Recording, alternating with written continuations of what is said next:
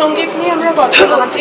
শাস্ত্রীয় সঙ্গীত তো আমরা সেভাবে বাংলা সিনেমা বা হিন্দি সিনেমা মানে এটা তো আমরা যে কোনো ল্যাঙ্গুয়েজেই ব্যবহার করতে পারি। হ্যাঁ, হয়ে আসছে তো। ব্যবহারটা অনেকটা কম হয়। হ্যাঁ, তো এটা কি আরো বহুলভাবে হওয়া উচিত? সেইটা করতে গেলে শাস্ত্রীয় সঙ্গীতটা জানতে হবে। হ্যাঁ, আগে যারা সঙ্গীত পরিচালক ছিলেন, আমার যেটা নিজের মনে হয় যে প্রশ্নটার মধ্যে যে ইঙ্গিতটা রয়েছে সেটা বাংলা হোক বা হিন্দি হোক, আগের সঙ্গীত পরিচালকেরা শাস্ত্রীয় সঙ্গীতটা দারুণ ভালোভাবে জানতেন। সেখানটাতে আমার ইদানিং মনে হয় কোথাও আমার সেখানে একটু মনে হয় কম। আর আমাদের গান বাজনার উপর অনেক বেশি পাশ্চাত্য প্রভাব এসে গেছে।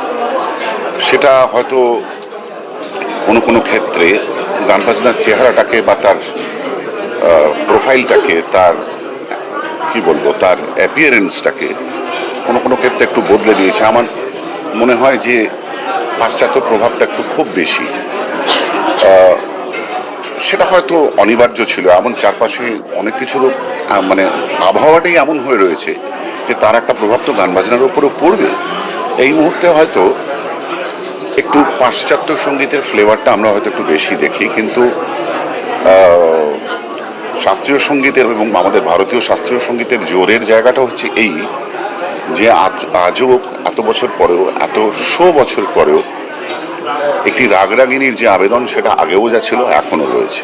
ইমন ইমনের জায়গায় রয়েছে, বেহাগ বেহাগের জায়গায় রয়েছে, দরবারি কানার জায়গায় রয়েছে। সময় আসবে, সময় যাবে, কিন্তু এরা থেকে যাবে।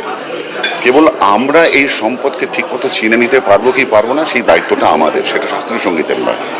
আমরা তাকে সম্মান জানাবো কিনা, আমরা তাকে বুক দিয়ে রক্ষা করবো কিনা, সেই দায়িত্বটা আমাদের, সেই সংবেদনশীল আমাদের দেখাতে হবে।